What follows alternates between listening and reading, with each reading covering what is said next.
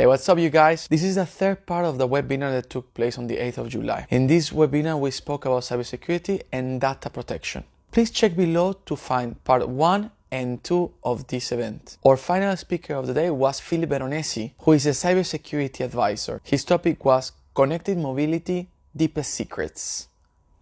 Enjoy, guys. So, thank you very much for the introduction and thanks for having me. I hope you can see me and you can hear me. Great. So, yeah, thanks also Francisco and Matthias for this introduction to data and why data is the new oil and all these things. And it's a very important topic. And I'm actually less the IT guy, I'm more the engineer and from the automotive industry. And that's why I thought for this webinar, I should prepare my point of view about data from let's say the automotive branch, and that's why we'll introduce a little bit about cybersecurity, especially for autonomous and connected cars. So briefly about me, yeah, I'm working in the automotive sector for over a decade now, and I studied electronics and built this cybersecurity company a few years ago, and focusing now more on cybersecurity in automotive for all the electronics in the car. So cybersecurity in autonomous and connected vehicles. Let's start with just a definition of what is a kind of autonomous vehicle. So in a few years, I mean 1-2 years, the first high autonomous vehicle will hit the road, and it's basically a car that can read the environment by a few sensors on board and decide what to do, and then basically drive by itself. And we think that it could be advantages for the safety on the roads because you don't have any human errors. So should be more safe the whole driving. You will of course have less traffic congestion because the cars can talk to each other, can talk to the infrastructure, can see what the driver is not seeing, so can see that some accident happened ahead and stuff like that. It would be also more convenient if, for example, you don't have to drive your kids to the soccer game, but the car is driving it by itself, so you can save time and money, and that's why transport will be more convenient. And of course, there will be a reduced environmental impact because no one is driving like hell anymore and consuming a lot of fuel, but it's controlled by the vehicle itself. So just to give you a brief introduction about the autonomous vehicle. And if we look at these two ISO standard, the 21434, what are actually the cybersecurity impacts? So from a cybersecurity point of view, what could happen to a kind of road user? And they're having 4 different, say, impacts. One is, of course, safety. Automotive is always concerned about safety, so that no one gets injured or there are no deaths. Then, of course, financial business cases. If you can download and hack the system and download new maps or new features for free, of course, there's a whole big damage for the OEM that's selling the cars. You have also operational impacts if a hacker just breaks into your car and your car is not functioning anymore like it should. So there are some operational impacts. And one aspect that is always, it's very important, but it's not covered, in my opinion, as it should, is all the privacy things. And why? And that's, I would say, let's start with the first poll and ask the audience, how much data do you think the kind of autonomous vehicle is in collecting every hour? So think about all the sensors and data will be collected, will be processed and stored. And what do you think? Just a rough estimation about how much data the car and an autonomous car will produce every hour. And then let's see what the reply is. Okay, so 50%, quite a lot, said 3.5 terabytes of data, and yeah, it's actually true. It's quite a lot. So we can argue about calculations if it's 3,000 or 4,000, doesn't matter. But actually quite a lot. And that's, now you can also answer yourself the question why data protection is so important in this context of connected and autonomous vehicle. Because we collect a lot of data. There's a lot of data, and not only on the web, but also in the whole real world environment with cars and all the IoT stuff going on.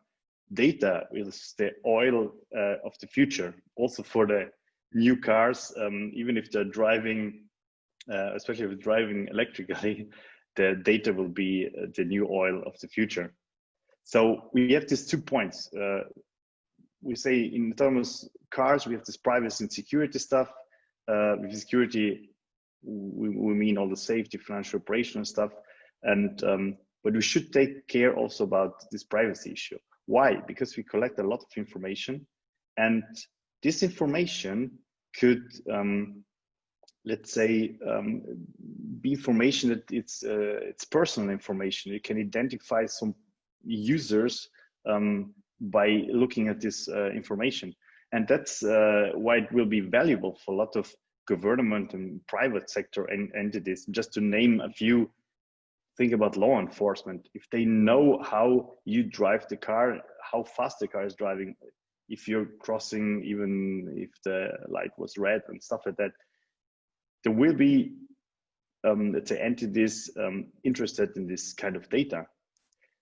Privacy investigation, just to name a few, insurance company, to see how you actually drive and things like that. So,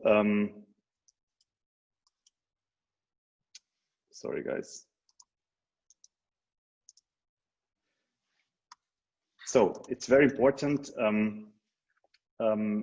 this kind of data. So thinking about owner and passenger information. So about this PAII, so this personal identifiable information. The vehicle, this kind of autonomous vehicles have to collect more information than the cars nowadays, because they need this data to actually drive by themselves. And they need this data to, in some cases, authenticate and authorize the use of the car itself. And other purposes are to customize the comfort, increase the safety, and all entertainment things. So it's actually a lot of data. And if you collect the data, and if you put all the pieces together, you can actually create a quite a good profile of the owner and or the passenger driving the cars. So there are a few privacy, let's say, issues with this autonomous driving cars. One is the location tracking, and then are all the sensor data.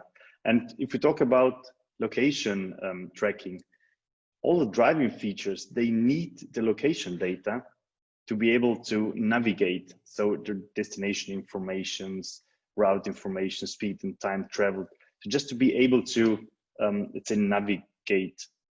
On the other side, think about the existing and traditional cars. Also, traditional and existing cars already now and for a few years are storing data and information to remember some specific location, to remember, just to add some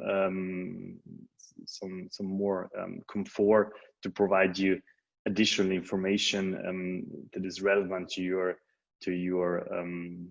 let's say trip, such as real-time traffic data to avoid congestion, different point of interest along your route, or setting specific route preferences and storing them. So location data is needed on one side for the features, and on the other side we're talking about very sensitive data.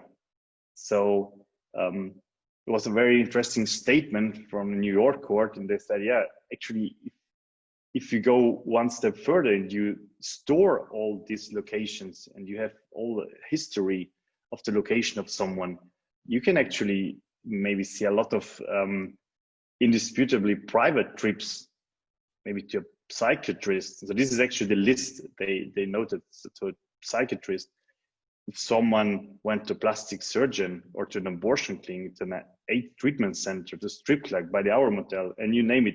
So there are a lot of things that people actually don't want to disclose to someone else. And if you store all this data, you can also gain some kind of behavior and see at the end, and that's the important thing, gain some details about your familiar, political, professional, religious, sexual associations. So you can really create a profile of someone. And yeah, if it falls in wrong hands to have all this location data, it could also create a risk of physical harms, because someone knows that you're always going or bringing maybe your kids to a specific place to play soccer, because they know about your location. You're doing this twice a week. You're going somewhere where there's a football, there's a soccer field, so they can understand as part of social engineering, understand what's actually going on, what you're doing, your behavior, and then also let's say stalk, or you can gain have some physical harms. On the other side, this whole behavioral tracking is also used for of course, for marketing. If you can locate and track the location of someone by locating the car and using the data that the car is storing, and you can also create a profile where you live, where you work, where you go shopping, where you go out eating, and of course you can also correlate this to some income level. If we see that you're also always going to very expensive shops and the very expensive restaurants, this could lead to some let's say profile and some ideas about your income level, or maybe you don't earn so much but you're just spending a lot. So it's about income level and spending habits. This is about the location tracking. On the other side, we have another privacy issue, which is the sensor data. And here we can have internal and external sensors. And internal sensors, there's a lot of internal sensors in the car. One, for example, is the driver monitoring system. Another one could be the speech recognition device. If we talk about driver monitoring system, which are now used in luxury classes and cars right now, and in the future, it will be always cheaper systems, so that also the very small cars will have this kind of driver monitoring systems.